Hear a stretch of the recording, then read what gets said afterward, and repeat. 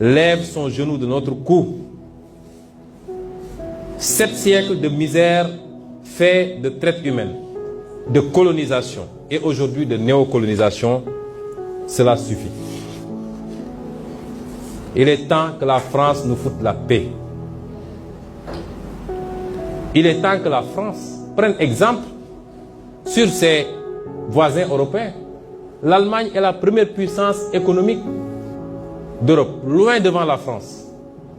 La 3e ou 4e puissance économique du monde.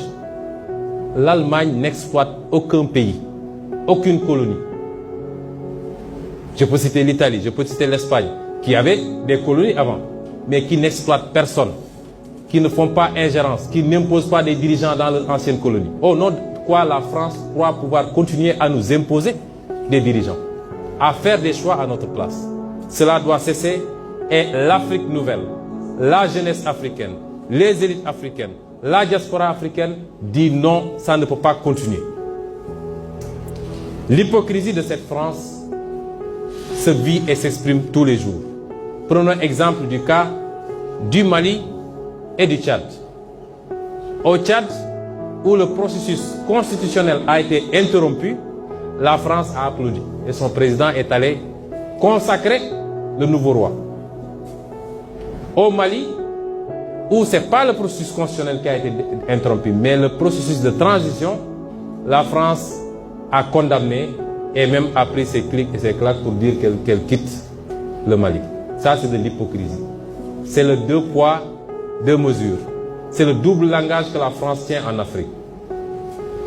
Quand on a interrogé M. Jean-Yves Le Drian sur la situation en Côte d'Ivoire, pourquoi la France a laissé faire un 3e mandat, il a dit simplement pourquoi il l'a accepté pour Ouattara et pourquoi elle le refuse pour la Biélorussie. Puisque la France a condamné en Biélorussie, a même poussé l'Union européenne à condamner. M. Le Drian répond en disant que c'est parce qu'en Biélorussie, il y a eu des millions de personnes qui sont sorties dans les rues et que ce n'était pas le cas en Côte d'Ivoire. Voilà comment la France traite les questions africaines. Personnellement, nous n'attendons absolument rien de la France. Nous voulons qu'elle cesse de s'ingérer dans nos affaires. Que le peuple sénégalais puisse avoir le droit de choisir librement. Et non pas parce que la France a choisi un candidat avec les méthodes qu'on connaît. On commence par cibler les gens, on les décore dans des légions d'honneur ou dans je ne sais quel autre grade chevalier de je ne sais quoi. On les inscrit dans des loges maçonniques et on leur dit préparez-vous, ce sera vous après.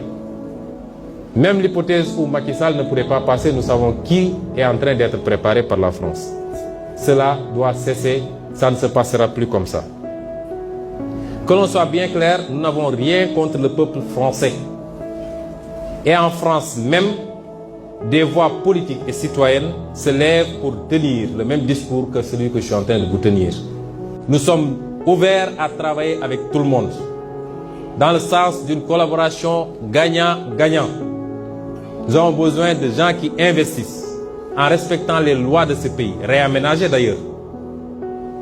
Nous avons besoin des gens qui transfèrent de la technologie.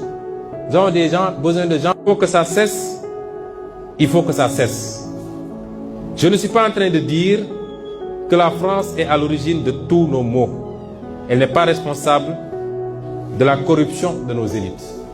L'argent du peuple qui est volé tous les jours, détourné dans des comptes offshore, détourné pour construire des immeubles à gauche, à droite, détourné pour corrompre de l'électorat. C'est ça, la France n'en est pas responsable. Même si son attitude complaisante peut y jouer pour quelque chose. La France n'est pas responsable du clientélisme, des détournements de deniers publics, de l'incompétence de nos leaders, incapables d'identifier les priorités. Elle n'est pas responsable forcément du bradage de nos ressources, même si elle en bénéficie très largement. Tout ça est de la responsabilité de nos dirigeants, incompétents, incapables et qui ne sont pas des patriotes du tout. Nous disons à la France d'écouter ces voix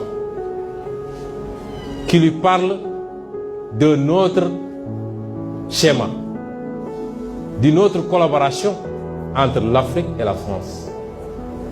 beaucoup plus juste, beaucoup plus équitable, mais beaucoup plus durable. Si elle sait l'écouter, je crois que nous aurons de beaux jours devant nous dans le cadre de la collaboration. Si elle ne sait pas l'écouter, pensant pouvoir continuer à fonctionner comme du temps de nos grands-papas, cette jeunesse africaine ne l'accepte plus. Il faut que la France se prépare à une rupture définitive et à quitter l'Afrique. Parce que l'Afrique appartient aux Africains, elle n'appartient pas à la France. Elle n'appartient à personne d'autre, ni la Chine, ni les États-Unis, ni personne.